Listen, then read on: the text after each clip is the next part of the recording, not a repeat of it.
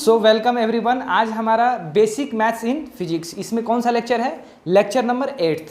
तो इसमें हम पढ़ने वाले, पिछले लेक्चर में क्या देखा था हमने? Integration, definite integration and indefinite integration, जिसको हमने काफ़ी डिटेल में जाना था। क्वेश्चंस भी किए थे, फॉर्मूले भी देखे थे, ठीक है। तो बेसिक मैथ्स के लगभग एंडिंग पॉइंट पे हम पहुंच चुके हैं। आज का लेक्चर लास्ट होने वाला है और इसके साथ ही हमारा बेसिक मैथ्स इन फिजिक्स खत्म हो जाएगा। है या था? ठीक है ना, अभी है। ठीक है, तो हम पढ़ने वाले हैं बेसिक मैथ्स में अब आगे का टॉपिक, और वो क्या है? Quadratic equation. क्वाड्रेटिक इक्वेशन समझे क्या? क्वाड्रेटिक इक्वेशन क्या होता है? देखो, इस टाइप के x square minus 5x plus 6, इस टाइप के एक्सप्रेशन देखे हो क्या बचपन में? हाँ, तुमने फैक्टराइज किया होगा, फिर इसके जीरोज भी निकाले होगे, है ना? तो अब इसी टाइप के एक्सप्रेशन जैसे fx लिख सकता हूँ, है ना? x इंडिपेंडेंट वेरिएबल है और fx, अरे यही तो होता है ना y equal to X square minus 5x plus 6। समझे? देखो, एक पॉलिनोमियल पढ़े हो ना, पॉलिनोमियल, ठीक है, जिसमें हाईएस्ट डिग्री कितना होना चाहिए? 2। उसी को क्या बोलते हैं? क्वाड्रेटिक इक्वेशन बोलते हैं। कोई दिक्कत नहीं है। अब इसका जनरल फॉर्म क्या होता है देखना जरा, a square plus bx plus c। इसको fx भी लिख सकते हो। पहले तुम इसको क्या लिखते थे? y। जब फंक्शन तुमने जान लिया तो उसके बाद में इसको क्या लिखते थे? fx लिख दिया। समझे क्या? x जीरो डालोगे तो जहां जहां जीरो डाल रहे हो उसका वैल्यू निकाल लो, तो f ऑफ जीरो कितना हो जाएगा? c होगा। समझे क्या? कोई दिक्कत है? नहीं, ठीक है। तो यही है क्वाड्रेटिक इक्वेशन। क्वाड्रेटिक का एक्सप्रेशन, अगर इसको जीरोज निकालना है तो इक्वल टू जीरो लिख दो। समझे ना? तो ओवरऑल क्वाड्रेटिक का एक्सप्रेशन क्या है? बहुत गंदा हो गया यार, इसको पहले मिटाते हैं। क्वाड्रेटिक का एक्सप्रेशन क्या है? y equal to A X square plus B X plus C. कोई दिक्कत नहीं है। चलो ध्यान से सुनना।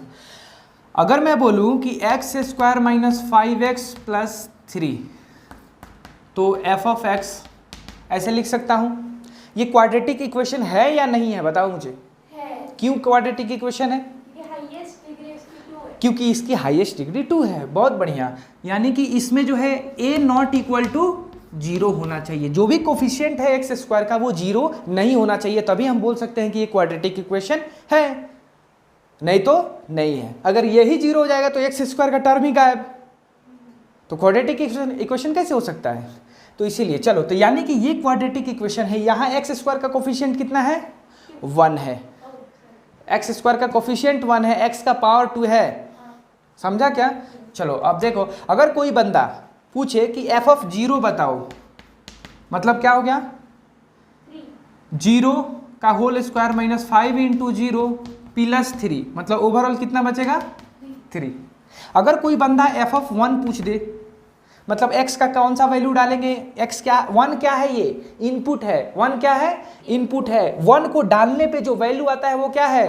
आउटपुट है। समझ में आ गया ना? बहुत सुंदर। यानी 1 का होल स्क्वायर 5 इंटू 1 प्लस 3, 1 का होल स्क्वायर 1 प्लस 3, 4 माइनस 5 मतलब -1। समझा क्या? बहुत सुंदर। अब तो ये बात हुई भाई कि अलग अलग x पे इसका अलग अलग वैल्यू निकाल लिया, ठीक है। चलो, तुम इसको फैक्टराइज करते थे। क्यों फैक्टराइज करते थे? जीरोज निकालने के लिए। सबसे पहले समझते हैं जीरोज का मतलब क्या होता है। जीरोज का मतलब क्या होता है? अब ध्यान से सुनना। X square minus 5x plus 6, इसको अगर फैक्टराइज करोगे, कर सकते हो फैक्टराइज? फैक्टराइजेशन देखो, तो इसको जब फैक्टराइजेशन करोगे तो x minus 3 into x minus 2 आएगा। चेक कर लेना।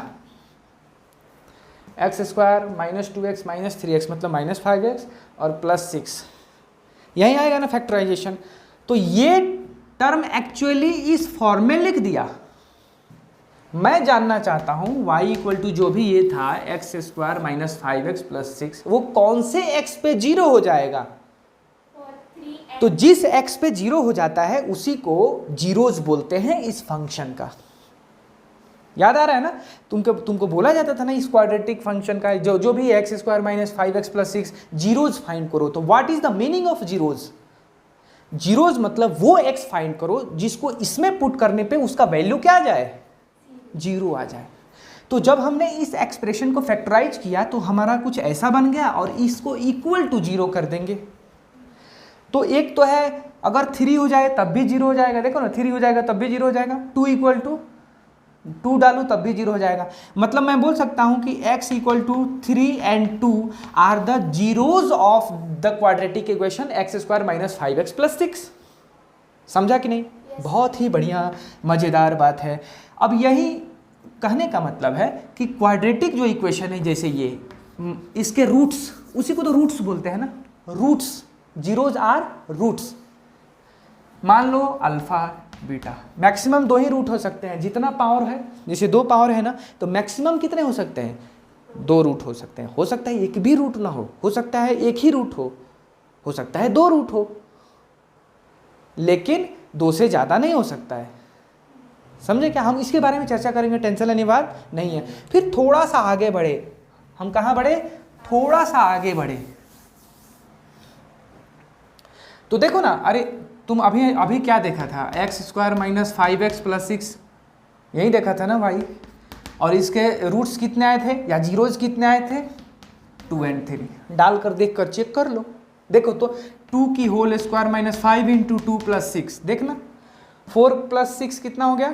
10 माइनस 10। क्या ये 0 आया कि नहीं? मतलब 2 को y में डालने पे y 0 हो जा रहा है कि नहीं? Similarly 3 square minus 5 into 3 plus 6, देखना 9 प्लस 6 15 और 5 इंटू 3 15। ओवरऑल ये 0 हो जा रहा है कि नहीं? कहने का मतलब साफ है कि अगर मैं 3 को इस y में डालूं, मतलब x 3 square minus 5 into 3 plus 6, तो क्या बन जा रहा है? 0 बन जा रहा है। मतलब ये जो 3 है इसका जीरोज है, ये जो 2 है इसका जीरोज है या रूट है। रूट बोलूं या जीरोज बोलूं, कोई दिक्कत है क्या? नहीं है। बहुत ही बढ़िया। उसके बाद हम थोड़ा आगे बढ़े थे। कहाँ बढ़े थे? आगे बढ़े थे क्वाड्रेटिक इक्वेशन में। और हमने देखा था कि भाई क्वाड्रेटिक इक्वेशन को सॉल्व करने के लिए जरूरी नहीं हो कि हमेशा फैक्टराइजेशन करें। कभी फैक्टराइजेशन करने में वाट लग जाती है। क्या लग जाती है? वाट। तो आसान तो इतना होता नहीं है। इसीलिए हमारे एक बहुत पौराणिक काल के एक आचार्य आए और उनका नाम था मतलब उसको बोलते हैं श्रीधरचर्या रूल। तुम्हें नहीं पता है क्या? जो डिस्क्रिमिनेंट होता है ना, डिस्क्रिमिनेंट मेथड से निकालते हो ना रूट। यस। तो बहुत पहले ही हमारे मतलब जो भी ऋषि मुनि है ना, क्वाड्रेटिक इक्वेशन को सॉल्व कर चुके थे। आगे बढ़े? चलो, तो कहने का मतलब है कि ax square plus bx plus c ये किसको रिप्रेजेंट करता है?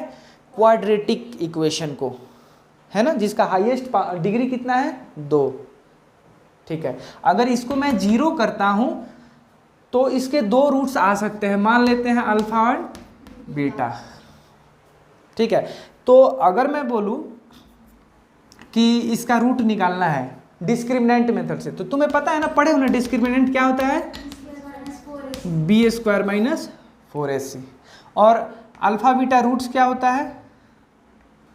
Minus B plus minus under root D by 2a। मतलब अगर एक रूट बोलूं तो एक बार प्लस ले लो, मतलब minus plus under root B square minus 4ac divided by 2a। और जो बीटा जो हो जाएगा वो minus B minus under root B square minus 4ac divided by 2a। Discriminant होता है। सॉरी ये मिस्टेक हो गया, सॉरी। डी जो होता है बी स्क्वायर माइनस 4ac होता है, अंडर रूट नहीं होता है। समझा क्या? एक गलती से लिख दिया यहाँ पे। ठीक है। तो minus B plus minus under root अपन 2a। तो एक बार प्लस लोगे तो रूट आएगा और एक बार माइनस लोगे तो रूट आएगा। लेकिन ये प्रॉब्लम हो जा रहा है। क्या हो जा रहा है? प्रॉब्लम हो जा रहा है। हमेशा तुम चाहोगे कि जैसे 2 रूट आ गया था ना, नहीं आता है। कभी कभी एक ही रूट आएगा और कभी कभी एक भी रूट नहीं आएगा। मतलब इक्वेशन गलत है? नहीं, इक्वेशन मतलब कोई भी ऐसा x नहीं है जो उसको जीरो कर पाए। देखे क्या एग्जाम्पल? Yes, चलो बहुत मजा आने वाला है, तो देखो एग्जाम्पल, देखो ध्यान से, और उसका रीजन भी हमें पता चलेगा एकदम, जो भी हम पढ़े हैं ना उसके बेसिस पे। देखना जरा, X square plus 2x plus 1 equal to क्या हो गया? 0। इसको फैक्टराइज करके या इसको डिस्क्रिमिनेंट मेथड से रूट निकालो। एक्चुअली इसका जब d निकालोगे तो क्या आएगा?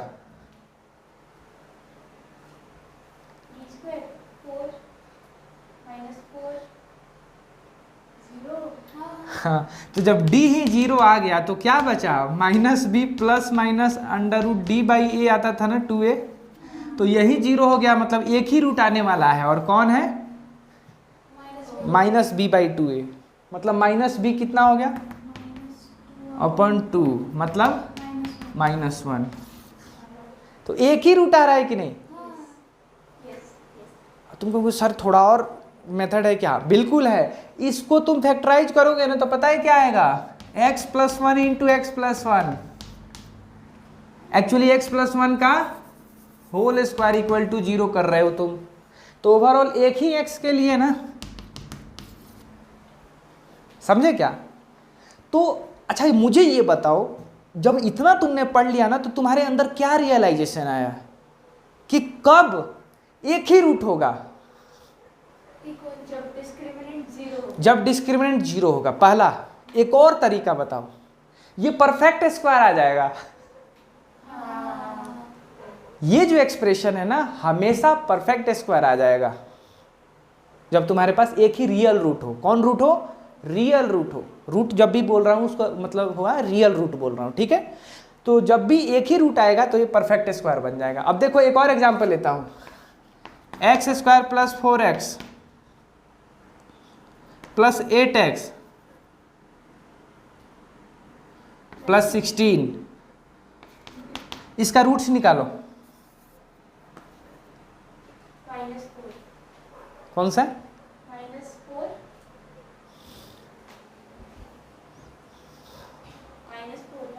-4। अच्छा इसका डिस्क्रिमिनेंट कितना आ रहा है? देखो तो 0 आ रहा है ना, ठीक। इसको स्क्वायर देखो, x प्लस 4 का होल स्क्वायर लिख सकते हैं क्या? रूट निकाल रहा हूं मतलब इक्वल टू 0 करने वाले हैं हम, आराम से कर सकते हो, x इक्वल टू -4। तो ये पहला मेथड। दूसरा method Shridharacharya rule, discriminant method.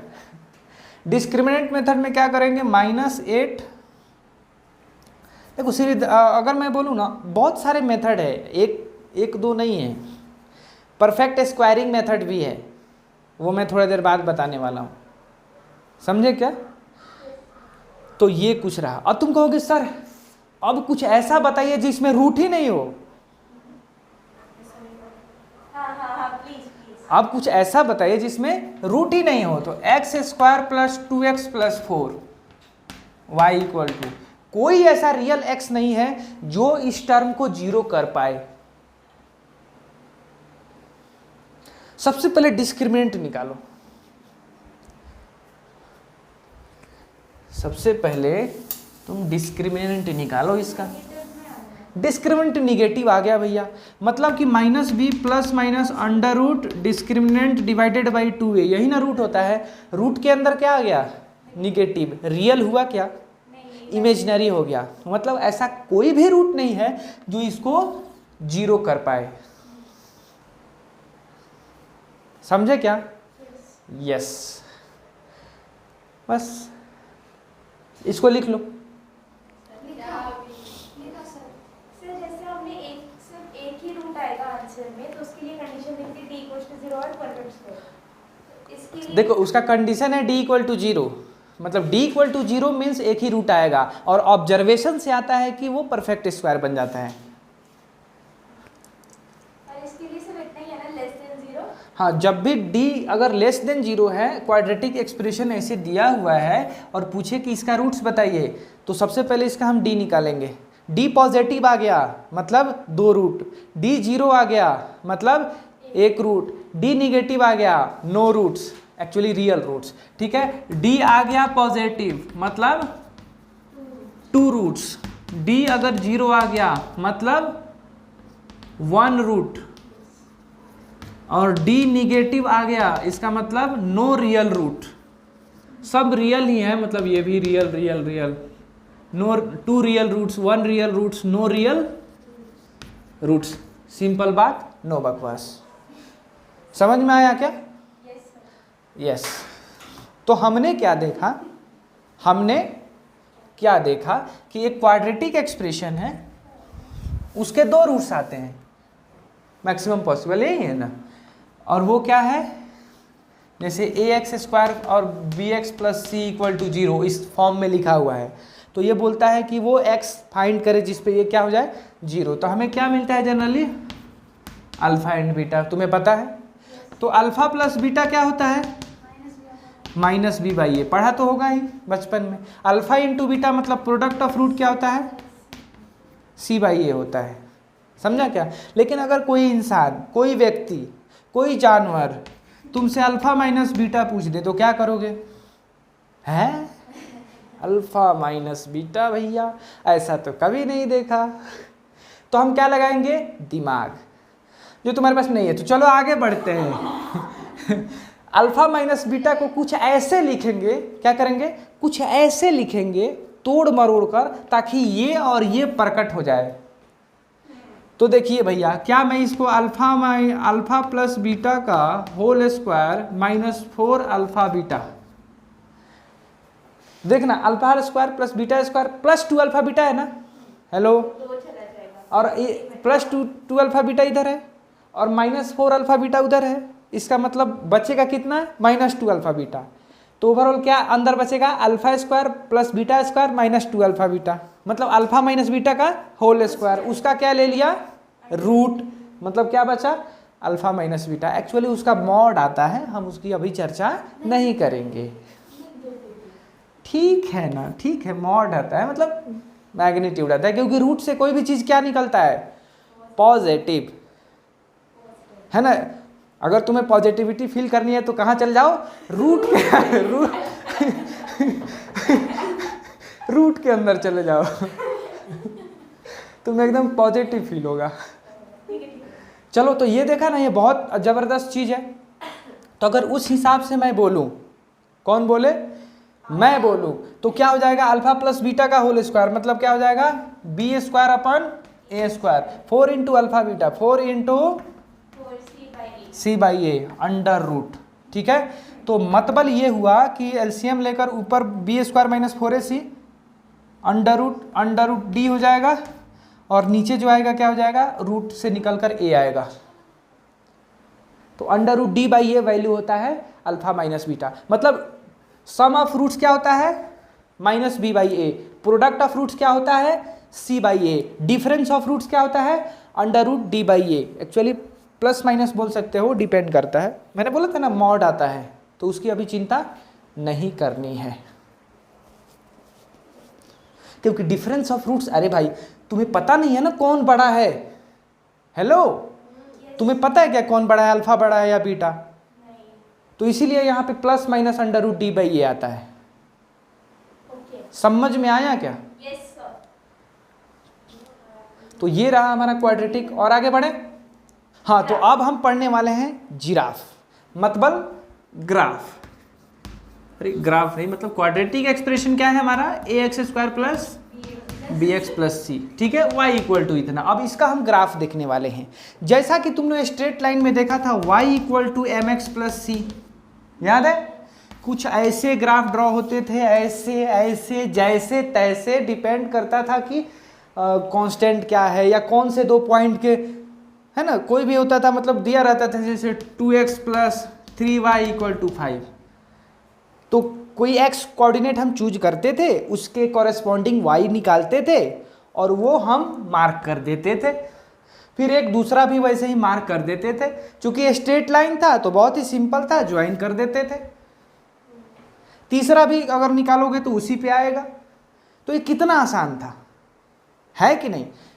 तो ग्राफ को जो अगर ड्रॉ करना चाहते हो, मेहनत करना चाहते हो, लेबर करना चाहते हो, मजदूरी करना चाहते हो, तो मजदूरी इसमें भी किया जा सकता है। जैसे y इक्वल टू दिया रहा है, मैं इसी पे जा रहा हूँ, x square minus 5x plus 6। मतलब अगर इसका तुम्हें ड्रॉ ग्राफ करना है तो एक काम क्या कर सकते हो तुम, मजदूरी। और मजदूरी क्या है कि x का अलग अलग वैल्यू 10, 15, 20, 25, 30 निकालो और वहाँ पे y निकालो और सारे कोऑर्डिनेट को ज्वाइन करो, तो एक तुम्हारे पास अप्रॉक्सीमेट ग्राफ आ जाएगा। और दूसरा है मजदूरी मत करो, थोड़ा स्मार्ट वर्क करो, समझे क्या। तो देखो डिटेल्ड में अगर मैं बात करूँ तो इसके बारे में, क्वाड्रेटिक के बारे में तुम कब पढ़ोगे, 2-3 महीने बाद, ठीक है ना। डिटेल में पढ़ोगे तो वहाँ तुम्हें बहुत ही विस्तार रूप से बताया जाएगा, रियल रूट्स, इमेजिनरी रूट्स, समझे ना। और क्वाड्रेटिक के साथ साथ क्यूबिक भी बताया जाएगा कि उसके रूट्स कैसे कैसे होते हैं। लेकिन हम यहाँ क्वाड्रेटिक की बात कर रहे हैं और कुछ कुछ चीज़ों को हम याद करते चलेंगे, हम उतना डेप्थ में नहीं जाएंगे, ठीक है। तो आगे बढ़ते हैं, देखना जरा, हम ग्राफ ड्रॉ करेंगे x square minus 5x plus 6, approximate graph देखते हैं कैसे। देखो हमारा कौन सा क्वाड्रेटिक एक्सप्रेशन है, यही है ना। इसका हम क्या ड्रॉ करना चाहते हैं, ग्राफ। तो हम कोऑर्डिनेट कुछ कुछ निकालेंगे। तो चलो अच्छा, इस यहाँ वाला तो कोऑर्डिनेट निकाल सकते हैं ना, इस पे x 0 होता है। ओ भाई साहब, x 0 डालो तो क्या आया 6, 1 2 3 4 5 6, ये वाला, मतलब ये कौन सा कोऑर्डिनेट हो गया 0,6। मतलब ग्राफ जो है इसका इससे तो जरूर पास कर रहा है। x इक्वल टू 1, 1 पे कितना आ रहा है 1 माइनस 5 प्लस 6, 2 आ रहा है, मतलब यहाँ आ रहा है कि नहीं, है ना। Good. x equal to 1/2, x equal to 1 है और ये 2 है। x इक्वल टू 1/2 पे निकालो तो 1/4 माइनस 5/2 प्लस 6, सबका एलसीएम ले लिया 4। चलो 1 माइनस 10 प्लस 24, यही हुआ ना 25, मतलब कितना हो जाएगा 15, 15/4 कितना होगा 15/4, 4 3 12, 3 4 7 28, 2 4 5 3.75। मतलब x इक्वल टू 1/2 पे 1 2 3 3.75 कहीं यहाँ आएगा कि नहीं। ओ माय गुटुरुला। अब चलो आगे बढ़ते हैं, कुछ ऐसा आना चाहिए ना। हाँ, अब देखो ध्यान से देखो, अब उसके बाद में x इक्वल टू 2.5 पे निकालो तो जरा, सॉरी x इक्वल टू 1.5 पे निकालना जा रहा है, तो 1.5 का 2.25 हो जाएगा कि नहीं ये, और माइनस 5 इंटू 1.5 और प्लस 6, तो ये कितना होगा 7.5, 15 और प्लस 6 और ये हो जाएगा 2.25। अब ध्यान से देखना, तो 6 + 2 8.25 कितना हो गया 8.25, 7.5 कितना बचा 5 7, और ये 0.75 बचा कि नहीं, मतलब 0.75 कहीं यहाँ, मतलब यहाँ का यहाँ, ओ हो ऐसे जा रहा है, यहाँ तक निकाल लिए ना। अब थोड़ा सा दिमाग लगाएंगे, जो हमने पढ़ा है उस पर दिमाग लगाएंगे। अब ध्यान से सुनना जरा, ये 0 कब हो रहा है, मतलब ये एक्सप्रेशन यहीं पे कट करेगा ना, रूट से निकालेंगे, समझ में आया ना। मतलब कि अगर ये जो ग्राफ जा रहा है यहाँ कहीं पे कट किया तो वहाँ y क्या होता है 0, तो जहाँ पे कट किया वही ना रूट है उसका। तो हम रूट निकालेंगे तो कितने रूट आएंगे, अभी थोड़ा देर पहले निकालना था, क्या आया था रूट 2 और 3। फैक्टराइज करके देख सकते हो या डिस्क्रिमिनेंट मेथड से भी तुम निकाल कर देख सकते हो, समझा क्या। नाउ तो इसका मतलब ये कहाँ से पास करेगा 2 से, और फिर घूम कर आता है और फिर से पास करता है, फिर ऐसे ही जाता है, कुछ इस टाइप से जाएगा। इसीलिए क्वाड्रेटिक का ग्राफ जो है ना कुछ ऐसा होता है, कैसा होता है ऐसा होता है। नीचे भी आता है वो मैं बताऊंगा, उसकी टेंशन मत लो, लेकिन क्वाड्रेटिक का जो ग्राफ जो दिखता है ना, जो नज़र आता है, जो अपीयर होता है, कुछ इस टाइप का होगा, ऐसे करके ऊपर की तरफ या ऐसे करके नीचे की तरफ। बात समझ में आया ना? इसके अबाउट सिमेट्री होता है। ये भी पॉइंट निकालेंगे, टेंशन नहीं लेने का, ये भी पॉइंट निकालेंगे। तो इस पॉइंट के अबाउट सिमेट्री होता है। जिस तरह से इधर मतलब इंक्लाइन होता है, उसी तरह से इधर भी इंक्लाइन होता है, एकदम सिमेट्री होता है ये वाला। इसको हम बोलते हैं, इसको क्या बोलते हैं? एक्सिस बोलते हैं। समझे क्या? ये वर्टेक्स होता है, समझे? ओके। तो ये रहा हमारा क्वाड्रेटिक, और ये 3 होता है और ये 2 होता है। इन दोनों के एकदम मिडिल पॉइंट पे नीचे ये होता है, वो पॉइंट है। क्वाड्रेटिक का मिनिमम वैल्यू इसी पे होता है। देखो, क्वाड्रेटिक का मिनिमम वैल्यू इसी पे होता है। समझ में आ गया? ठीक है। मतलब और ये वो x है जिस पे वो मिनिमम वैल्यू है। फिलहाल इसको अभी लिख लो, थोड़ा सा और आगे बढ़ते हैं तो तुम्हें समझ में आएगा। जल्दी से करो, आगे बढ़े। चलो आगे बढ़ते हैं। देखो ध्यान से, अब मैं बात करता हूं कि ग्राफ जो क्वाड्रेटिक का होता है, जैसे एक जनरल बात कर रहा हूँ, ax² plus bx plus c। इसमें a तो 0 नहीं होना चाहिए ना, तभी तो क्वाड्रेटिक होगा ना। गुड। अगर ऐसे ग्राफ है, मतलब ये हुआ कि a ग्रेटर देन 0 है। अपवर्ड पैराबोला, इसको क्या बोलते हैं? Upward parabola. पैराबोला एक चैप्टर ही है जिसको पढ़ना है, शायद 11th लास्ट में पढ़ोगे, नहीं तो 12th में पढ़ोगे, ठीक है। तो अपवर्ड पैराबोला हो गया ये। और इसी का एक a लेस देन 0 होता है, मतलब वो क्या होता है? ये हो गया डाउनवर्ड पैराबोला।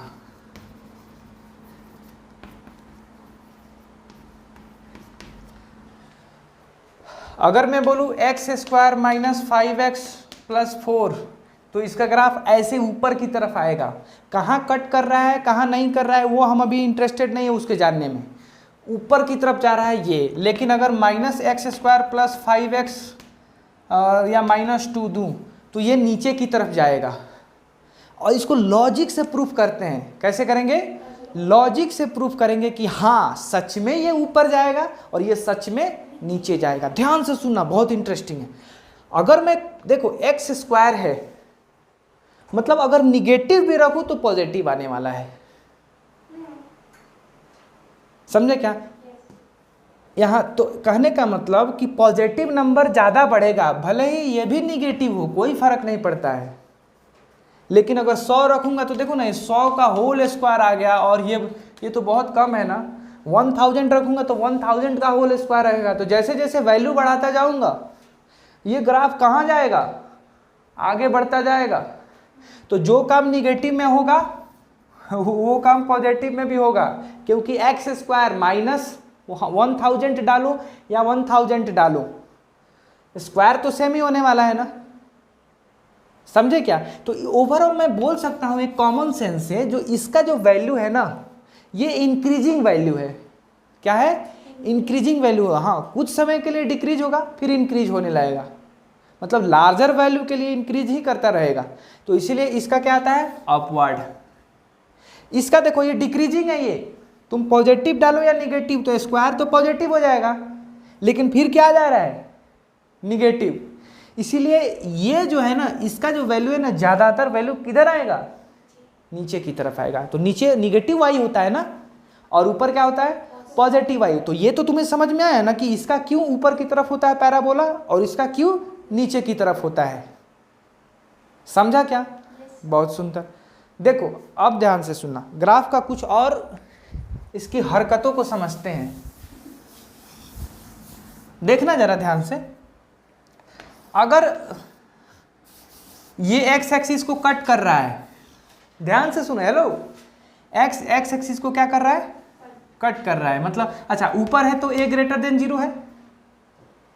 अच्छा, 2 बार कट कर रहा है ना, मतलब मैं क्या बोलता हूँ, d भी पॉजिटिव है कि नहीं? क्योंकि √2 आए ना, 2x के लिए यहाँ पे 0 हुआ है ना ये। दो रूट आया है ना, तो दो रूट कब आता है? जब डी क्या हो, समझ में आया ना? गुड। अब इसका देखना, इसके लिए ए क्या होगा, क्योंकि ऊपर है। अच्छा, डी क्या होगा, इक्वल टू 0, क्योंकि एक ही बार टच किया है। तो जो X square plus 2x plus 1 equal to 0, यानी एक ही रूट आया था -1, याद है ना? तो वो एक्चुअली वो तो इधर होगा, लेकिन एक ही रूट आता है तो वो जस्ट ग्राफ को क्या करता है, टच करता है। तो ये ग्रेटर देन 0 और डी इक्वल टू 0। तीसरा, ये पहला लिखना, ये दूसरा लिखना, और ऊपर जो लिख रहा हूँ ये तीसरा लिख लेना। ध्यान से देखो, इसका बताओ ए, हेलो, बाद में लिखना, पहले ये बताओ ए ग्रेटर देन 0 और डी लेस देन 0। इस टाइप के ग्राफ में कोई रूट नहीं है। ये जो है ना ग्राफ, किसी भी x के लिए 0 नहीं हुआ है। y 0 हुआ है क्या? नहीं। तो ये बात समझ में आ गया। अब खटाखट बताओ, चलो इसका बताओ तो।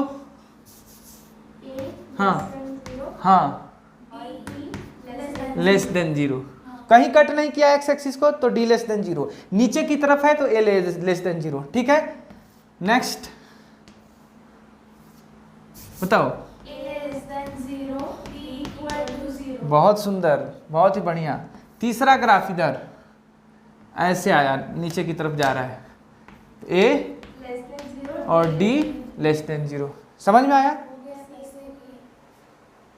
ए लेस देन 0, डी भी लेस देन 0। नहीं, इसको कट करा दो, जो ये तो दे ही दिया, इधर कट कराओ, मतलब तो यहाँ पे डी ग्रेटर देन 0 आ गया। समझा क्या क्वाड्रेटिक? मजा आया? चलो लिखो खटाखट। अब देखो, अभी हम देखने वाले हैं मेकिंग परफेक्ट स्क्वायर। लिखो, making perfect square. Perfect square हमें बनाना है, बहुत ही आसान होता है। जैसे y equal to X square plus 3x plus 5, हमें क्या बनाना है? इसका परफेक्ट स्क्वायर। मतलब जो भी x का टर्म हो परफेक्ट स्क्वायर के अंदर होना चाहिए, इसका मतलब ये होता है। ऑब्वियसली ये परफेक्ट स्क्वायर तो होगा नहीं, क्योंकि इसका डिस्क्रिमिनेंट देखो, 9 - 20 निगेटिव आ गया ना, तो कंप्लीट तो परफेक्ट स्क्वायर नहीं होगा। लेकिन जो भी x वाले टर्म है उनको किसके अंदर डालते हैं? परफेक्ट स्क्वायर के अंदर डालते हैं। तो देखना कैसे करते हैं। तो जो अगर x का कोफिशिएंट 1 हो तो बहुत मज़ा आ गया, इसमें कोई दिक्कत ही नहीं है, कोई परेशानी नहीं है। क्या करना है? इसको x का होल स्क्वायर मानो, ए स्क्वायर। जब ए स्क्वायर मान लिए हो तो प्लस 2ab करो। 2 इसी को ना a माने हो, 2a। हाँ, अब b ऐसे लिखो ताकि 3x आ जाए। 3/2। बहुत बढ़िया, 3/2 लिखोगे तभी ना। तो जब ये b माने हो तभी तो b का होल स्क्वायर करोगे, a square plus 2ab plus b square. लेकिन अपनी मर्जी से तो तुम कर नहीं सकते, कोई नया वैल्यू ला नहीं सकते। जब तुमने 3/2 स्क्वायर ऐड किया है तो घटाना भी पड़ेगा ना। हाँ, और ये भाई साहब बच गए। कहने का मतलब इस एक्सप्रेशन को हम ऐसे लिख सकते हैं, देखना सेम है कि नहीं? एक्स स्क्वायर, ये 3x ही है, और फिर ये एक्स्ट्रा ऐड सब्ट्रैक्ट इसलिए किया था ताकि परफेक्ट स्क्वायर बने, और फिर 5 कर दिया। a स्क्वायर प्लस 2ab ऐसे लिखा ताकि ये वाला क्रिएट हो जाए, हमेशा याद रखना। तो b क्या लिखा? 3/2। तो वही b का होल स्क्वायर भी होगा, -3/2 का होल स्क्वायर प्लस 5। तो ये क्या हो गया बताओ तो? ये वाला पूरा x प्लस 3/2 का होल स्क्वायर, और प्लस 5 - 9/4 हो जाएगा कि नहीं? x प्लस 3/2 का होल स्क्वायर प्लस 20 - 9 मतलब 11/4। बस यही आ गया तुम्हारा आंसर।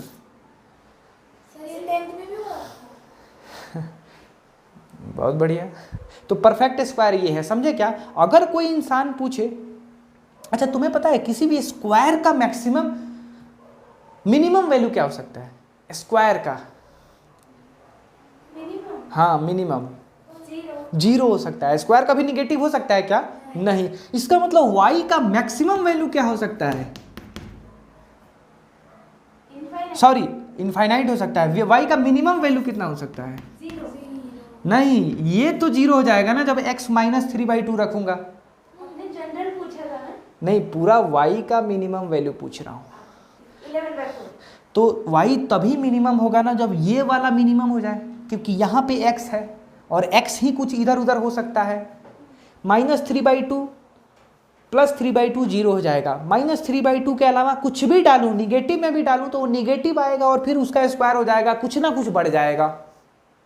तो ये बात समझने वाली बात है। तो उसमें 11/4 ऐड हो जाएगा। तो मिनिमम कब आएगा? जब ये भाई साहब को 0 कर दो। तो ओवरऑल y मिनिमम कितना हो जाएगा? 11/4। समझ में आया क्या? तो ये एक्सप्रेशन याद रखना, थोड़ी देर बाद मुझे बताना कि ये कौन सा एक्सप्रेशन लिखा हूं, क्योंकि इससे हम और खेल खेलने वाले हैं। ठीक है ना? अब इसे मिटाता हूं। हाँ, रुको नहीं, अभी तुम इसको देख लो और ये वाला तुम बनाओ। y equal to 2x plus 6x plus 4, 2x square plus 6x plus 4। जब भी अगर x स्क्वायर में कोई कोफिशिएंट हो तो उस कोफिशिएंट को कंप्लीट एक्सप्रेशन से कॉमन ले लेना, ताकि x स्क्वायर को क्या हो जाए, फ्री कर दो। नहीं बोलोगे तब भी अब बन जाता है, ऐसा कोई दिक्कत नहीं है, लेकिन ले लोगे तो x स्क्वायर तुम्हारा फ्री हो जाएगा। और बाद में जो मैंने किया है वही तुम्हें करना है, सीधी बात, नो बकवास। ओके, हाँ चलो आगे बढ़ते हैं। तो तुमने यहाँ पे देखा इस वाले एक्सप्रेशन पे कि इस y का एट x इक्वल टू -3/2 पे मिनिमम आ रहा है, और मिनिमम कितना आ रहा है? 11/4। मतलब कोऑर्डिनेट क्या हो जाएगा? -3/2 और 11/4, क्योंकि इसी x पे ना ये वैल्यू आ रहा है। तो इसी कोऑर्डिनेट पे ये जो भी काम हो रहा है जहाँ पे वो मिनिमम एग्जिस्ट कर रहा है। ध्यान से सुनना जरा, ये वाला जो एक्सप्रेशन देखे हो ना, इसको क्या करना है तुम्हें? परफेक्ट स्क्वायर बनाना है। 2 को कॉमन ले लो तो क्या बचा? x square plus 3x plus 2। 2 को कॉमन ही रहने दो। a का x का होल स्क्वायर प्लस 2, a कितना हो जाएगा? x, यहाँ 3/2 ही आ गया यार, कोई दिक्कत नहीं। 3/2 प्लस 3/2 का होल स्क्वायर माइनस 3/2 का होल स्क्वायर और प्लस क्या कर देना? 2 कर देना। अब हो जाएगा ना, ऐसे ही कर लेना।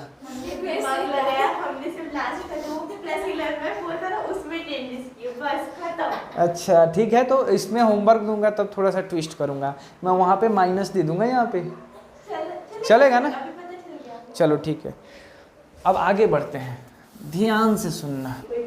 हम माइनस हो जाएगा तो माइनस कॉमन ले लेना, समझे क्या? माइनस कॉमन ले लो, x को फ्री रखो ना। x स्क्वायर जो है ना उसको ऐसे रहने दो, अच्छा दिखता है। तो अगर -3x स्क्वायर हो और प्लस 2x प्लस 5 तो -3 को कॉमन ले लो ताकि x स्क्वायर हो जाए और बाकी वाला भले निगेटिव रहे। इस तरह से आसान होता है, ठीक है? चलो अब लिखो मैक्सिमा मिनिमा। क्या पढ़ने वाले हैं? Maxima minima. अब ध्यान से देखो, जब हम क्वाड्रेटिक पढ़ रहे हैं तो हमें इस टाइप का ग्राफ मिलता है, या कैसे मिलता है? इस टाइप का ग्राफ मिलता है। ये इसके अबाउट सिमेट्री होता है, इसके अबाउट सिमेट्री होता है, इधर उधर सिमेट्री होता है, ठीक है? ये ग्राफ क्या है? और ये a<0। कोई दिक्कत है क्या? कोई प्रॉब्लम है क्या? नहीं ना। अब देखना जरा, यहाँ पे स्लोप क्या होता है? मतलब dy/dx इक्वल टू 0। यहाँ पे होगा कि नहीं? अच्छा यहाँ पे भी तो 0 है ना, यहाँ पे भी dy/dx 0 है। अच्छा अगर मैं बोल रहा हूँ कोई भी क्वाड्रेटिक का, तो इस क्वाड्रेटिक का यही ना मिनिमा है, मतलब मिनिमम वैल्यू।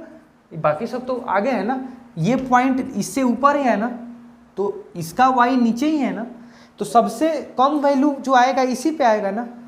ओके, सब अगर इस क्वाड्रेटिक की बात करूं तो ये क्या आएगा, इस पे मैक्सिमम ही आएगा ना, बाकी सब तो नीचे ही आ रहे हैं ना, y नीचे, समझे ना। तो इस क्वाड्रेटिक में किसकी बात होगी, मिनिमा की। इस क्वाड्रेटिक में किसकी बात होगी, मैक्सिमा की, है ना। तो हमने क्या देखा कि एक सिंपल कंडीशन है, अगर ग्राफ दिया रहे तो आराम से निकाल सकते हैं, या ऐसे -x² + 2x + 3 ऐसे दिया रहे तो आराम से निकाल सकते हैं। a पॉजिटिव है, -2x² मतलब a निगेटिव है, नीचे आ रहा है, मतलब वो क्या पूछेगा, वो मैक्सिमा पूछेगा, मिनिमम तो पूछेगा ही नहीं ना, क्योंकि इसका मैक्सिमा कहाँ जा रहा है, इन्फिनिटी। तो इस वाले केस में हमेशा मिनिमा पूछेगा, मैक्सिमा नहीं पूछेगा। इस वाले केस में मिनिमा का किधर जा रहा है, -∞ नीचे की तरफ, इसलिए इस वाले केस में क्या पूछेगा, मैक्सिमा पूछेगा, क्योंकि इससे मैक्सिमम की इस क्वाड्रेटिक का वैल्यू ही नहीं है। जहाँ पे भी आए, मान लो यहाँ के ऐसे है ये वाला, तो यही नहीं इसका मैक्सिमम वैल्यू हुआ। अगर इस टाइप से ये रहे, मान लो ऐसे, तो यही नहीं इसका मिनिमम वैल्यू हुआ। समझ में आया। अब देखना जरा इसको कैसे निकालते हैं। तो कोऑर्डिनेट निकाल सकते हैं कि किस कोऑर्डिनेट पे मैक्सिमा होगा या मिनिमा होगा। तो जिस कोऑर्डिनेट पे dy/dx 0 होता है उसी पे मैक्सिमा होता है या मिनिमा होता है। देखो ध्यान से, y = ax² + bx + c। चलो dy/dx निकालो इसका।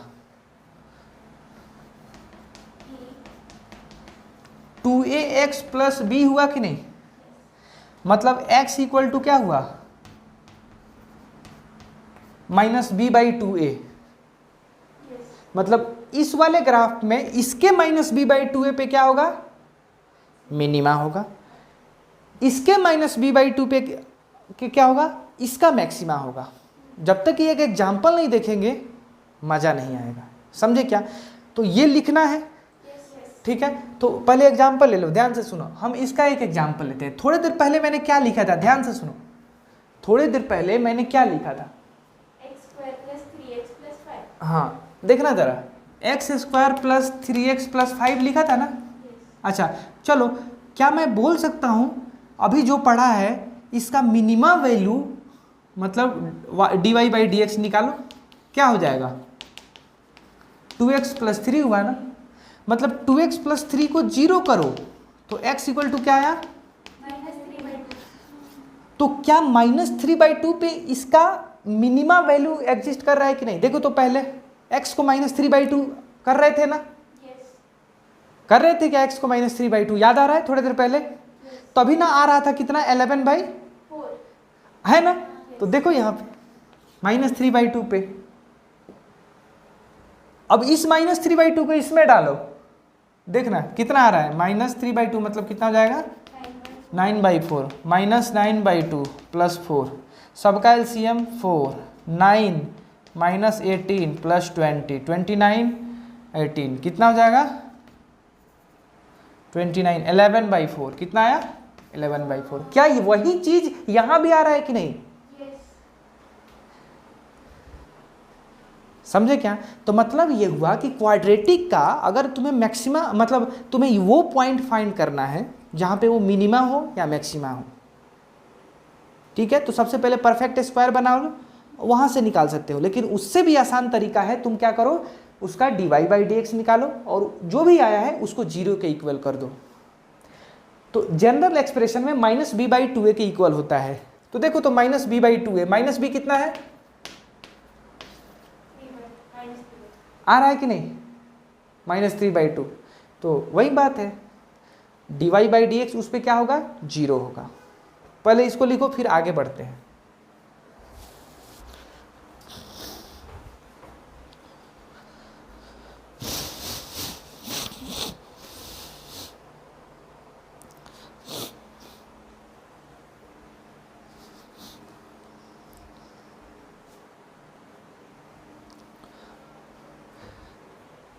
देखो -b/2a पे या तो मैक्सिमा होता है नहीं तो मिनिमा होता है। वहाँ पे स्लोप क्या होता है, 0 होता है। मतलब ये जो टर्निंग पॉइंट है ना, ये वाला एकदम कॉन्केव है ना, तो सबसे ये वाला पॉइंट, ये -b/2a है इस ग्राफ का। और ये -b/2a है इस ग्राफ का। अलग अलग एक्सप्रेशन होगा, इसमें a पॉजिटिव होगा, इसमें a निगेटिव होगा, सीधी बात है ना। इसको बोलते हैं पॉइंट ऑफ मिनिमा, इसको बोलते हैं पॉइंट ऑफ मैक्सिमा।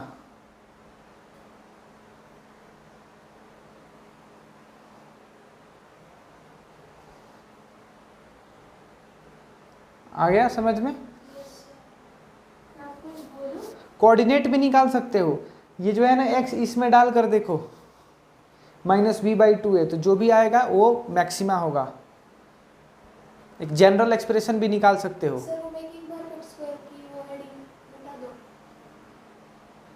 हाँ, वो मेकिंग परफेक्ट स्क्वायर का हेडिंग हटाना पड़ेगा, वो तो हो गया ना। चलो बाकी सब मिटा दूँ, अब हो गया। चलो अब ध्यान से सुनो, -2x² + 4x + 5 ऐसे y दिया हुआ है, तो इसमें कभी भी तुमसे नहीं पूछेगा कि इसमें मिनिमा बताओ, इसमें सिर्फ क्या पूछेगा वो, मैक्सिमम बताओ, क्योंकि हमें पता है ना a क्या है, निगेटिव है, तो कुछ इस टाइप का ग्राफ आएगा इसका। तो ये हाईएस्ट पॉइंट की बात कर रहा है, तो हमेशा इसमें क्या पूछेगा, मैक्सिमा ही पूछेगा। तो एक ही तरीका है, पहले कोऑर्डिनेट निकालो ना, dy/dx = 0 करो। क्या करना है, dy/dx = 0, मतलब -4x + 4 = 0, तो यहाँ से x = 1। x = 1 पे इस ग्राफ का मैक्सिमा एग्जिस्ट कर रहा है, निकालने के लिए इसमें डाल दो, तो y मैक्स क्या हो जाएगा, -2 1 का होल स्क्वायर + 4 × 1 + 5, मतलब कितना हो जाएगा, 9 - 2 7। मतलब ये कौन सा कोऑर्डिनेट हो गया, 1,7। समझा क्या? ओके, नेक्स्ट एग्जांपल देखो, y = x² - 5x + 6, यही तो शुरू में किए थे ना। अब देखना जरा, अच्छा इसका मैक्सिमा पूछेगा या मिनिमा पूछेगा? अब ये तो इसका ग्राफ ऐसे होगा, तो कभी मैक्सिमा नहीं पूछेगा, क्योंकि उसको पता है कि मैक्सिमा पूछना बेकार बात है, मैक्सिमा तो इन्फिनिटी जाएगा, तो इसीलिए हमेशा इस केस में मिनिमा पूछेगा। तो इसीलिए हम सेम काम करेंगे, dy/dx = 0, मतलब 2x - 5 = 0, तो x = क्या हो जाएगा, 5/2, मतलब 2.5। वो ग्राफ याद आ रहा है क्या, ऐसे यहाँ 2 था और यहाँ 3 था। अब मैंने बोला था ये नीचे वाला इन दोनों के जस्ट बीच में आता है, तो देखो ना 2.5 पे ही तो आया ना ये। yes. तो सारे चीज इंटरलिंक्ड है कि नहीं? yes, अब 2.5 यानी 5/2 डालोगे तो ये वाला कोऑर्डिनेट ये वाला यहाँ आ जाएगा, कितना y है, तो मतलब 5/2 डालो, कितना हो जाएगा, 25/4 - 25/2 + 6, मतलब ओवरऑल इन दोनों से मिलकर -25/4 ही बचेगा, +6 हो जाएगा, 24/25, मतलब -1/4। मतलब ये वाला कोऑर्डिनेट कितना, ये वाला -1/4, मतलब 5/2 कोऑर्डिनेट -1/4। कोऑर्डिनेट निकाल लिया कि नहीं? हमने क्या पता किया कि कौन सा x है जिस पे वो इसका मिनिमम लाई कर रहा है, और उसका मिनिमम है क्या, दैट इज -1/4, और वो कौन सा x है, 5/2। समझ में आ गया ना, पूरी तरह से समझ गए? चलो आगे बढ़ते हैं, अब इसको लिख लो पहले जल्दी से।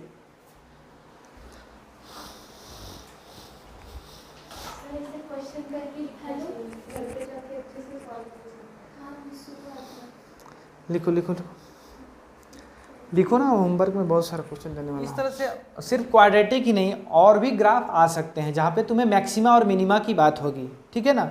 इसके बारे में डिटेल में तुम्हें कहाँ बताया जाएगा, एप्लीकेशन ऑफ डेरिवेटिव में बताया जाएगा, है ना। तो वहाँ पे local minima, local maxima, global minima, global maxima, तो हमें उन सब की उतना चर्चा यहाँ पे नहीं करनी है। बस ध्यान से सुनो, अगर कभी फंस जाओ तो देखना, मतलब देखो मैक्सिमा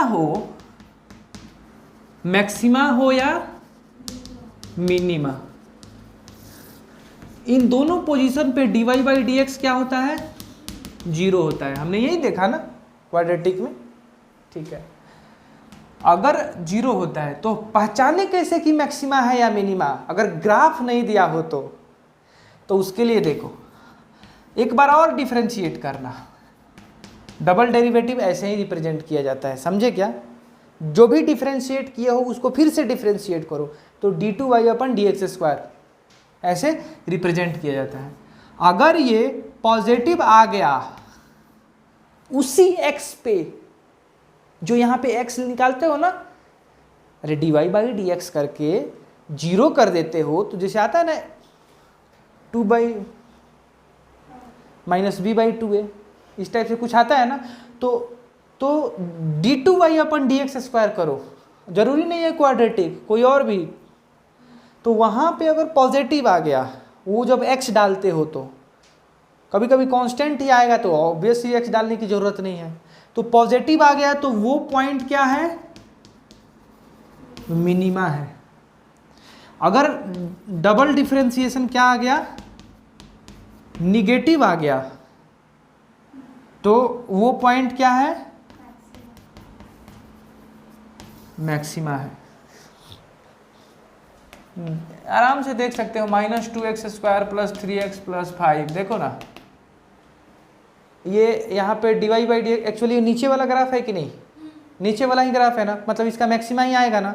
अच्छा, पहली बार डिफरेंशिएशन करोगे तो dy बाई डी एक्स क्या आएगा, -2x + 3 आएगा कि नहीं।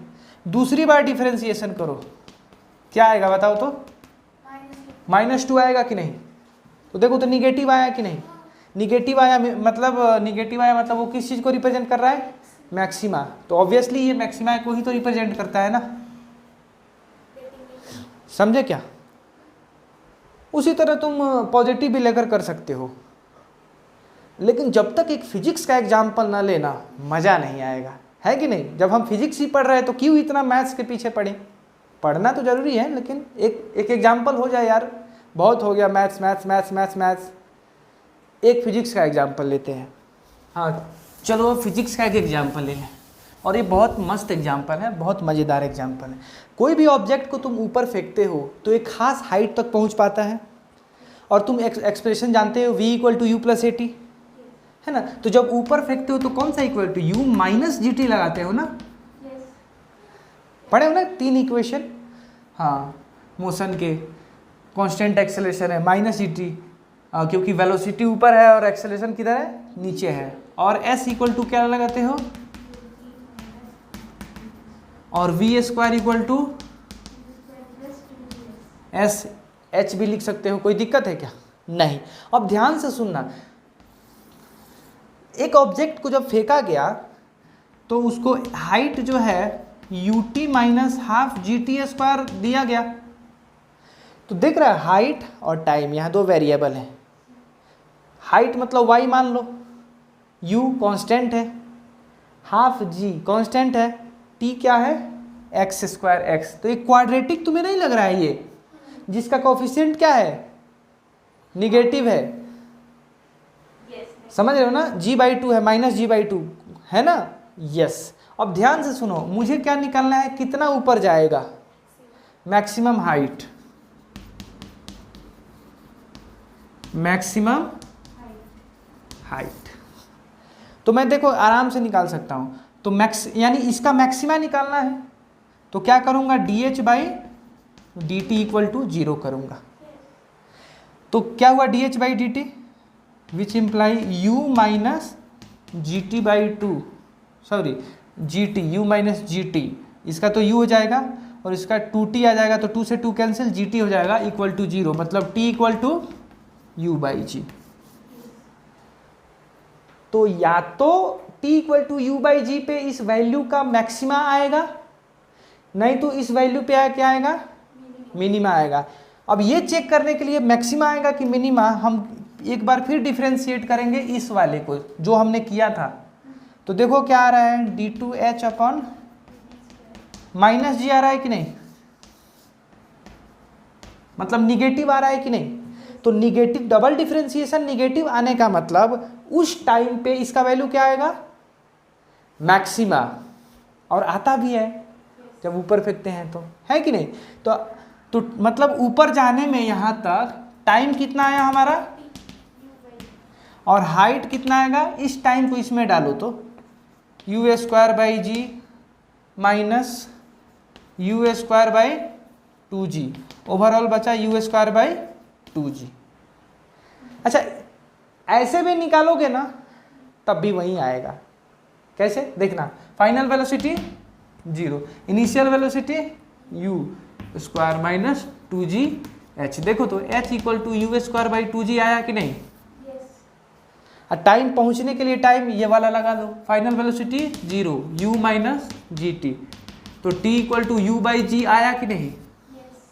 तो यहाँ से भी निकाल सकते हैं, वहाँ से भी निकाल सकते हैं, मतलब उसका एप्लीकेशन हमने पढ़ा। किस चीज़ का एप्लीकेशन पढ़ा, मैक्सिमा और मिनिमा जो हमने पढ़ा था ना, डबल डिफरेंशिएशन यहाँ पे निगेटिव आया, मतलब उस टाइम पे जो भी निकालोगे ये मैक्सिमा आएगा। अगर यहाँ पॉजिटिव आया रहता तो ये मिनिमा आता, समझे क्या। तो जल्दी से लिखो इसको। अब हम पढ़ते हैं अर्थमेटिक प्रोग्रेशन। अर्थमेटिक प्रोग्रेशन पहला टर्म ए होता है, दूसरा टर्म ए प्लस डी होता है, और तीसरा टर्म क्या होता है, ए प्लस 2d होता है। उसी तरह लास्ट टर्म ए प्लस n माइनस 1d होता है। मतलब पहले में कोई d नहीं आया, दूसरे में d का कोफिशिएंट 1, तीसरे में d का कोफिशिएंट 2, तो 3 में 2, तो nth में n माइनस 1d। मतलब tn जो टर्म होगा ना वो क्या हो जाएगा, a plus n minus 1d। उसी तरह सम ऑफ n टर्म कितना होता है, n/2 पहला टर्म और लास्ट टर्म। लास्ट टर्म को डाल लो a plus n minus 1d, तो बन जाएगा ना 2a plus n minus 1d, जिसको तुम रट्टा मारते हो तुम लोग। तो कॉमन सेंस से चलो, प्रूफ करने के लिए इसको s मान लो, फिर s लेकर उसको उल्टा लिख दो, तो 2s लेफ्ट साइड आ जाएगा, और उधर जो है 2a plus n minus 1d, फिर 2a plus n minus 1d, फिर 2a plus n minus 1d, ऐसे n टाइम्स बनेगा, तो वहाँ से वो प्रूफ हो जाएगा। ठीक है। उसी तरह ज्योमेट्रिकल प्रोग्रेशन देखो, ज्योमेट्रिकल प्रोग्रेशन जो होता है पहला टर्म ए होता है, दूसरे में कॉमन रेशियो आता है। ठीक है, A R square A R cube ऐसे ऐसे, तो इसका टीएन टर्म क्या हो जाएगा, ए आर की पावर n माइनस 1, और एस एन टर्म हो जाता है a इंटू आर की power n minus 1 upon R minus 1, और नीचे और ऊपर माइनस से मल्टीप्लाई करो तो ऐसे भी लिख सकते हो इसको, सेम आंसर आएगा दोनों से। लेकिन जनरली इनफाइनाइट टर्म के लिए पूछता है जब कॉमन रेशियो 1 से कम हो, जब कॉमन रेशियो क्या हो, 1 से कम हो। तो देखो ना ये तो 0 हो जाएगा ना, तो a अपॉन 1 माइनस आर होता है sum of infinite term of GP. ये बहुत इंपॉर्टेंट है। ठीक है, 1 माइनस 3 प्लस 1 माइनस 9 प्लस 1 27, ये इसका इनफाइनाइट टर्म बताओ, सम ऑफ इनफाइनाइट टर्म।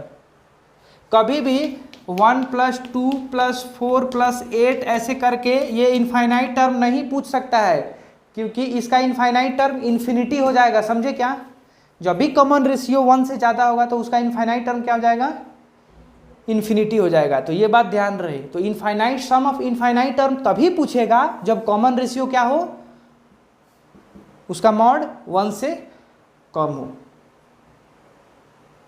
मतलब उसका मैग्नीट्यूड -1 से 1 के बीच में। तो इसका निकालो तो 1 माइनस 1/3 प्लस 1/9 माइनस 1 अपन 27।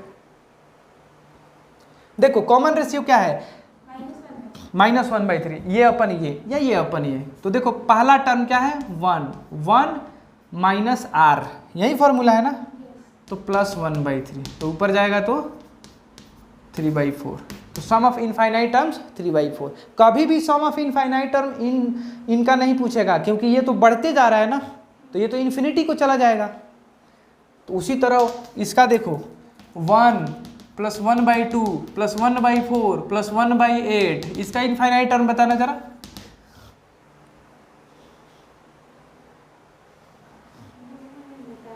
इसका इनफाइनाइट प्लस 1/2 इसका रेशियो है, देखो ये जो एस एन है ना, जिस तरह से S N A plus N by two A plus L आया था ना, किस में आया था? तो उसका इसमें होता है ए मतलब पहला टर्म, आर मतलब कॉमन रेशियो होता है, सेकेंड टर्म अपन फर्स्ट टर्म होता है कॉमन रेशियो, वहाँ कॉमन डिफरेंस होता है, यहाँ क्या होता है? कॉमन रेशियो होता है। सेकेंड टर्म माइनस पहला टर्म क्या होता है? कॉमन डिफरेंस होता था, लेकिन यहाँ सेकेंड टर्म अपन पहला टर्म या ये टर्म अपन ये टर्म, ये होता है कॉमन रेशियो। तो आर ही है ना, तो उसका फॉर्मूला होता है सम का a इंटू आर की पावर n माइनस वन अपन r माइनस वन। हाँ, इन्फिनिटी तभी पूछेगा जब ये कम होता जाए, तो मतलब r क्या हो? कॉमन डिफरेंस, कॉमन रेशियो 1 से कम हो। तो देखो 1, 1/2, 1/4, देखो छोटा होता जा रहा है कि नहीं, तो इनफाइनाइट है। तो r की पावर अगर n लिखोगे तो 1/2 की पावर इन्फिनिटी क्या हो जाएगा? 0 हो जाएगा ना, क्योंकि डिनोमिनेटर में बढ़ता जा रहा है, बढ़ता जा रहा है, बढ़ता जा रहा है, इसीलिए ये 0 हो जाता है। तो बचता क्या है? a इंटू 1, 1 माइनस आर, मतलब a अपन 1 माइनस आर। तो ये याद होना चाहिए, तो इसीलिए पहला क्वेश्चन कराया इधर और दूसरा क्वेश्चन ये दे दिया। इसका सोल्यूशन बोलो, 1/1 माइनस 1/2, ओवरऑल 2 आ जाएगा, चलेगा? इक्वेशन है सर। ओके, तो अब हम देखते हैं इक्वेशन ऑफ सर्कल। देखिए सर्कल क्या है, इसको पहले जानना जरूरी है। तो आपने ऐसा शेप तो देखा ही होगा, एक्चुअली सर्कल ये है कि नहीं, इस टाइप का शेप होता है। लेकिन हमें जानना है कि सर्कल का इक्वेशन क्या होता है, और स्टैंडर्ड सर्कल का इक्वेशन जानना बहुत ज़रूरी है। तो सबसे पहले सर्कल को देखते हैं, इसका डेफिनेशन जानते हैं कि व्हाट इज सर्कल। देखिए आपको दिख रहा है ना, एक पॉइंट है जो इस प्लेन में, ये बोर्ड एक क्या है? ये बोर्ड एक प्लेन है। तो पॉइंट मूव कर रहा है, और एक ऐसे मूव कर रहा है ताकि फिक्स डिस्टेंस से, यहाँ पे एक फिक्स्ड पॉइंट से डिस्टेंस क्या है? कांस्टेंट है। देखिए कांस्टेंट है कि नहीं, और इसी कांस्टेंट डिस्टेंस को हम क्या बोलते हैं? रेडियस बोलते हैं। तो फिक्स्ड पॉइंट को हम क्या बोलते हैं? Centre of the circle. और जो फिक्स्ड डिस्टेंस होता है ना, इसको हम क्या बोलते हैं? Radius of the circle. तो यानी कि हम बोल सकते हैं इसका डेफिनेशन कि द लोकस ऑफ पॉइंट्स। आप बोलेंगे कि व्हाट इज लोकस, लोकस क्या होता है? तो देखिए लोकस एक ज्योमेट्रिकल कंडीशन होता है। जब आप हायर क्लासेस में जाएंगे, मतलब 11th 12th में जाएंगे, तो आपको पता चलेगा कि लोकस का यूज बार बार आ रहा है, जैसे कि इलिप्स में आएगा, पैराबोला में आएगा, हाइपरबोला में आएगा। तो हम यहाँ पे शुरुआत कर रहे हैं कि locus of point, locus of a point which moves in a plane, एक प्लेन में ऐसे मूव कर रहा है such that its distance from a fixed point is constant. तो बताया ना, उस फिक्स्ड पॉइंट को क्या बोलते हैं? सेंटर बोलते हैं, और उस फिक्स्ड डिस्टेंस को हम क्या बोलते हैं? रेडियस बोलते हैं। तो देखिए मान लेते हैं, एक मिनट पहले इसको मिटा दें। अब मान लेते हैं कि वो फिक्स्ड पॉइंट जो है अल्फा कॉमा बीटा है। एक्स कॉमा वाई इसलिए नहीं लिया क्योंकि एक्स कॉमा वाई वो वेरिएबल पॉइंट हो गया। हमें फिक्स्ड पॉइंट लेना है तो अल्फा बीटा मान लो, है कि नहीं, या x1 y1 मान लो। लेकिन अल्फा बीटा मान लिया यहाँ पे, चलो कोई दिक्कत नहीं है। अब यहाँ से कोई एक पॉइंट दूसरा लिया x, y, तो यहाँ से डिस्टेंस फार्मूला लिख सकते हैं ना। देखो x, y, देखो ये पूरा एक वेरिएबल हो जाएगा। अगर बोल रहा है कि डिस्टेंस दोनों के बीच में r है, तो यहाँ भी r होगा, यहाँ भी r होगा, हर जगह r होगा। तो एक जनरलाइज कर सकते हैं कि x माइनस अल्फा का whole square plus y minus beta का होल स्क्वायर अंडर रूट, और ये डिस्टेंस r हो गया। x और y कुछ भी हो सकता है, और आपको पता तो चल ही गया होगा कि x, y इसी सर्कल पे, ये एक ज्योमेट्री है ना, इसी पे लाई कर रहा है, समझ रहे हो। तो x माइनस अल्फा का whole square plus y minus beta का whole square equal to r square. समझा क्या? तो अल्फा बीटा क्या है? सेंटर ऑफ द सर्कल है, और r क्या है? रेडियस ऑफ द सर्कल है। तो आई होप आपको समझ में आया। लेकिन हमें इसके बारे में उतनी जानकारी नहीं रखनी है, हमें स्टैंडर्ड सर्कल पढ़ना है। अब आप पूछेंगे कि what is a standard circle? बहुत सिंपल है, अल्फा बीटा है ना, ये ओरिजिन हो जाए, मतलब 0,0 हो जाए। मतलब ये कि एक यहाँ पे जैसे x एक्सिस और y एक्सिस है ना, ये 0,0 है, तो ये वाला सर्कल पढ़ना है। सेंटर कहाँ पे लाई करे? 0,0 पे। तो देखिए इक्वेशन क्या बन जाएगा? x square plus y square equal to R square या ए स्क्वायर बोल सकते हो ना, ये रेडियस ए है, ये वाला, ये स्टैंडर्ड सर्कल का इक्वेशन है और हमें यही पढ़ना है। तो आई होप आपको समझ में आया कि भाई सर्कल होता क्या है, इसका ज्योमेट्रिकल कंडीशन वगैरह। ठीक है, आगे बढ़े। चलिए अब हम पढ़ते हैं एलिप्स। तो पहले इसको मिटाते हैं। देखिए एलिप्स जो है वो क्या होता है, आपने जैसे ये एक्स वाई एक्सिस है और ये एक्स एक्सिस है, तो आपने कुछ इस टाइप का शेप तो देखा ही होगा, है कि नहीं, और कुछ इस टाइप का भी शेप देखा होगा। तो आपको क्या दिख रहा है, वाई, इस वाले शेप में वाई एक्सिस में ये वाला, ये जो लेंथ देख रहे हो ये वाला, ये कम है और एक्स एक्सिस में ज़्यादा है, यहाँ पे वाई में ज़्यादा है और एक्स में कम है। चलिए देखिए एलिप्स का जो जनरल इक्वेशन होता है, जैसे सर्कल का क्या होता था, X square plus Y square equal to A square, similarly ellipse का होता है X square upon A square plus Y square upon B square equal to 1। समझे क्या? अब देखिए ए ज़्यादा है एक्स एक्सिस पे, मतलब ये वाला लेंथ ए होता है और ये वाला लेंथ क्या होता है, बी होता है। अगर ए ग्रेटर देन बी है तो ये ग्राफ आएगा। सेम इक्वेशन है, अगर ए लेस देन बी है, बी बड़ा है ना, ये वाला मतलब ये वाला इक्वेशन आएगा। सिंपल सी बात है। इसके बारे में डिटेल में आप आगे पढ़ेंगे, मैं अभी जितना बता रहा हूँ उतना आपको जानना है। ठीक है, ये होता है सेमी मेजर एक्सिस। देखिए ये मेजर एक्सिस है, ये क्या है, यहाँ से यहाँ तक मेजर एक्सिस है, इस क्या है, क्या बोलते हैं इसको, इलिप्स में, और ये हो गया माइनर एक्सिस। तो इसका हाफ जो हो जाएगा ये सेमी मेजर एक्सिस और इसका हाफ क्या हो जाएगा, सेमी माइनर एक्सिस। सिमिलरली यहाँ पे माइनर एक्सिस कौन है, एक्स एक्सिस के अलॉन्ग है ये वाला, और ये छोटा है इस बार, और ये मेजर एक्सिस है यहाँ से यहाँ, और ये सेमी मेजर एक्सिस है। तो समझ में आया, क्लियर? ठीक है, ये इलिप्स है। तो इलिप्स में आपको याद है केपलर्स लॉ, 9th में हम पढ़ते हैं केपलर्स लॉ, तो वहाँ जो है इसका यूज तो आता है। चलिए आई होप आपने लिख लिया होगा, अगर नहीं लिखा हुआ तो वीडियो को थोड़ा सा पीछे कीजिए और इसको लिख लीजिए। चलिए हमारा मान लेते हैं ए बड़ा है, मतलब semi X major axis semi minor axis से बड़ा है। तो देखिए यहाँ पे होता है एक फोकस F1 और यहाँ पे होता है फोकस F2, और वो दोनों, ये फोकल लेंथ होता है, ये लेंथ और ये लेंथ बराबर होते हैं। ये जो लेंथ है ना फोकल लेंथ OF1, और ये OA इधर माना और इधर B माना, तो OF1 जो होता है, तुम्हें तो पता है कि OA जो है वो A के इक्वल होता है, और A क्या, X square upon A square और Y square upon B square equal to 1। समझे क्या? OF1 ये क्या है, ये फोकल लेंथ है, focal length of the ellipse. जितना लेंथ OF1 है उतना ही OF2 भी है। थोड़ा सा इधर कर देते हैं, यहाँ भी लिख देता हूँ, OF2 इक्वल टू OF1 क्या है, फोकल लेंथ है। और वो कितना होता है, वो कितना होता है, A टाइम्स E, मतलब ये A लेंथ है, उसमें E से मल्टीप्लाई करो तो छोटा हो गया। इसका मतलब कहीं ना E जो है वो 0 से और 1 के बीच में है। समझे क्या? और E को बोलते हैं इसेंट्रिसिटी। क्या बोलते हैं? इसेंट्रिसिटी। इसेंट्रिसिटी ही डिटरमाइन करता है कि इलिप्स का शेप कैसा हो। ठीक, अब इसके बारे में ज़्यादा डिस्कस नहीं करेंगे, जब जरूरत पड़ेगा करेंगे, ग्रेविटेशन में आएगा वहाँ करेंगे। तो ये फोकस हो गया, और दो फोकस होते हैं इलिप्स में, F1 एंड F2, और ये सेंटर ऑफ द इलिप्स हो गया।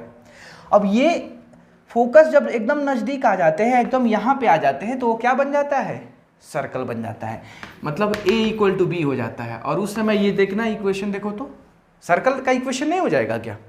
हो जाएगा, सिंपल सी बात है। तो यही कुछ कहानी है। अगर चाहते हो घर पे इलिप्स ड्रॉ करना तो बहुत आसान है। देखना जरा, इलिप्स का जो मेन कंडीशन क्या होता है, यहाँ से यहाँ प्लस यहाँ से यहाँ फिक्स होता है लेंथ। दोनों को ऐड करोगे ना, मतलब कोई पॉइंट ले लो P, तो PF2 प्लस PF1, और ये कांस्टेंट होता है 2a। मतलब कोई भी पॉइंट अगर इलिप्स पे ले लेते हो x, y, उसका डिस्टेंस निकालते हो किसी एक फोकस से, फिर डिस्टेंस निकालते हो दूसरे फोकस से और दोनों को ऐड करते हो तो वो कांस्टेंट होता है और वो 2a के बराबर होता है।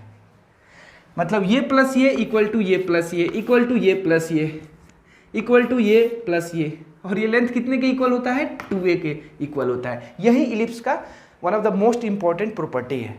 और इसको ड्रॉ करने के लिए घर पे कैसे ड्रॉ कर सकते हो? मान लो यहाँ पे एक कील ठोक दिया इसे, ठीक है, एक और कील ठोक दिया यहाँ पे, समझे क्या? एकदम हॉरिजॉन्टल पे, और एक रस्सी ऐसे ऐसे ऐसे धागा ले लिया। अब इसको टाइट करेंगे तो देखना ऐसे हो जाएगा कि नहीं, यहाँ टाइट करोगे तो ऐसे हो जाएगा कि नहीं। तो ऐसे ही एक पेन लेना और पेन को टाइट करके, तो देखो ना कोई भी ये प्लस ये इक्वल क्या होगा? लेंथ ऑफ द स्ट्रिंग, है कि नहीं? तो यहां से आराम से उसको घुमाना टाइट करके, तो वो जो शेप आएगा ना वो इलिप्स ही आता है। तो घर पे एक बार ट्राई करना, ठीक है? तो आई होप आपको समझ में आया। तो ये जो वीडियो था ना, एक्चुअली हमने इंसर्ट किया है। पिछले जो भी हमने जो पढ़ा था ना, उसके बाद जो शूट किया था उस वीडियो गलती से पॉज हो गया था, तो हमने इंसर्ट कर दिया इस वीडियो को। अब आगे का आप देख लीजिए, यहाँ तक हमने जान लिया। ओके, चलिए चलो आज का लास्ट टॉपिक हम सीख लेते हैं और वो है बाइनोमियल एक्सपेंशन। और इसी के साथ हमारा बेसिक मैथ्स इन फिजिक्स खत्म हो जाएगा। देखो लॉग का भी फॉर्मूला आता है, log A plus log B, तो लॉग ए इंटू बी हो जाता है। Log A minus log B, log A by B हो जाता है। ए लॉग सी, तो सी की पावर में आ जाता है। तो ये सब तुम जानते हो, लॉग में देख लेना, कोई दिक्कत नहीं। ध्यान से सुनो, अगर मान लो ए प्लस बी है, स्क्वायर है, तो क्या लिखते हो? ए प्लस बी का होल क्यूब, मतलब A cube plus B cube plus 3a square B plus 3b square, यही लिखते हो ना। 3 है तो 4 टर्म आया, 2 आए तो 3 टर्म आया। तो ऐसे ही पढ़ाया जाता है। a प्लस बाद में पढ़ोगे b की पावर n आराम से लिख सकते हो। ये होता है बाइनोमियल एक्सपेंशन, बाइनोमियल एक्सपेंशन। तो देखो कैसे लिखोगे, a की पावर n, समझे क्या? a की power n plus n into a की पावर n माइनस 1 b की पावर 1, इन दोनों का पावर मिलकर n आना चाहिए, ठीक है? Plus n into n minus 1 अपन 2 इंटू 1, क्या हो जाएगा? a की पावर n माइनस 2, एक घटाते जाओ और b में जोड़ते जाओ, n माइनस 2 और b की पावर 2, फिर आएगा n into n minus 1, n minus 2 upon 3 into 2 into 1। अब ये बाइनोमियल एक्सपेंशन है, मैं सब रीजन नहीं बता सकता, फैक्टोरियल लिखते हैं जनरली, ठीक है? तो इसको याद रखने की उतनी ज़रूरत नहीं है, जब पढ़ोगे तो ये बहुत आसान हो जाएगा। बस एक चीज़ याद रखना जो अभी बता रहा हूँ, x प्लस 1 की पावर n, और ये होता है अप्रॉक्सीमेटली 1 प्लस nx। देखो ना, a 1 हो गया ना, और b जो है क्या माने हैं? x माने हैं, या ऐसे लिखो ना 1 प्लस एक्स। a 1 हो गया और b क्या हो गया? x। तो देखो ना nx हुआ कि नहीं? n into x plus n into n minus 1 x square by 2। तो जनरली 99.99% केसेस में 1 प्लस nx से ही काम चल जाएगा। कब? लेकिन कब? x is very very smaller than mod of x is very very smaller than 1, मतलब -1 और 1 के बीच में होना चाहिए और बहुत छोटा होना चाहिए x। तब ऐसे लिखोगे 1 प्लस एक्स की power n equal to 1 plus nx। ये बार बार यूज में आने वाला है फिजिक्स में, ध्यान रखना, बार बार यूज में आने वाला है। ये एक बार जेईई एडवांस का क्वेश्चन आया पिछले ही साल, तो वो 2nd डिग्री तक गया है, आज तक नहीं गया था, तो वो 0.01% समझ रहे हो। लेकिन ये नहीं आएगा जनरली, इसका टेंशन मत लो। जब सीखोगे ना बाइनोमियल एक्सपेंशन डिटेल में, तो ये समझ में आ जाएगा कि मैं क्या लिख रहा हूँ। बस ये जानो कि 1 प्लस एक्स की पावर n क्या लिखते हैं? कब लिखते हैं? When mod of x is very very very very less than 1 होना चाहिए। तो उस हिसाब से एक क्वेश्चन बनाओ 0.99 अंडर रूट। चलो होमवर्क दे दूंगा मैं, इसको मैं ही बना देता हूं। 1 माइनस 0.01 लिख सकते हो। 1 माइनस 0.01 की पावर 1/2 लिख सकते हो। देखो यही फॉर्मूला लगा दो, हो जाएगा 1 minus 0.01 divided by 2, 1 plus NX। समझे क्या? एक अच्छा क्वेश्चन है, लेकिन मैं यहाँ नहीं देने वाला हूँ। मैं तुम लोगों को जो हमारा PDF दूंगा ना, डाल दूंगा, तो वहाँ पे देख लेना, उसको बनाना। बहुत मस्त क्वेश्चन है वो। ठीक है, तो इसी के साथ हम बेसिक मैथ्स ख़त्म करते हैं और पार्टी करते हैं धूमधाम से। ठीक है, तो हमारा एक चैप्टर जो है JEE एडवांस का basic maths in physics 8 lecture के साथ पूरा तरह से ख़त्म हो चुका है। अब जो भी कुछ क्वेश्चंस हम सॉल्व करेंगे वो किसके फॉर्म में? होमवर्क के फॉर्म में उसको देखेंगे। ठीक है ना? और नेक्स्ट लेक्चर में हम शुरुआत करने वाले हैं वेक्टर। क्या स्टार्ट करने वाले हैं? वेक्टर। ठीक है, ऑल द बेस्ट, फिर मिलते हैं।